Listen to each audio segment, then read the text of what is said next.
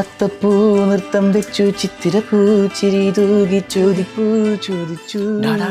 ആരും കണ്ടില്ല, ഒരു കുടപ്പ കിട്ടി. അടി നല്ല പുല്ലൊക്കെ ഇരിക്കണം. അതാ കാട്ടിക്കറി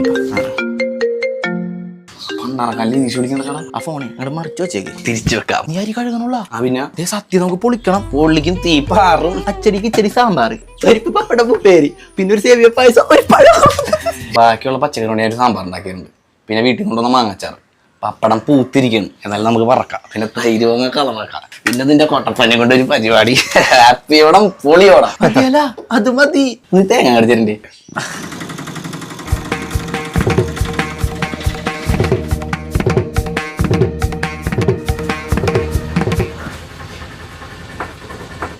ഒന്നും കാണില്ലടാ മാർക്കോ. അത് മാറ്റി, അല്ലാണ്ട് കാണാം. മിക്കവരെ ഹോസ്റ്റലിലോട്ട് വന്ന പുതിയ കൊച്ചായിരിക്കോട്ടെ. നമ്മള് മിക്കവാറും തല്ലിപ്പിരിയോട്ടെ മാർക്കോ. അതെ, നിന്റെ തല മിക്കവാറും അടിച്ചു പൊട്ടിക്കും.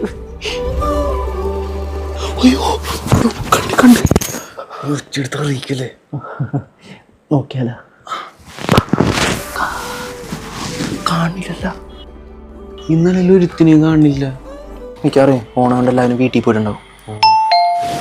അതാരാണത്? ആ പോയി നോക്ക്. നിനക്ക് പോയി നോക്കിക്കൂടെ? കുഴപ്പം ഞാനല്ലേ പറിച്ചിട്ട്, നീ പോയി നോക്ക്. ആ ബൈനക്കൊള്ളറിഞ്ഞിടന്ന് ചെല്ലട്ടാ. ശിക്ഷകൻ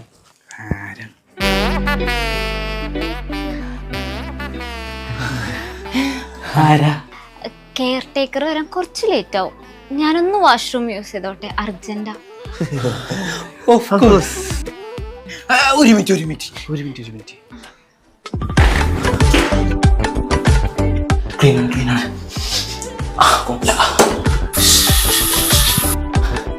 ഇനി യൂസ് ചെയ്തോ.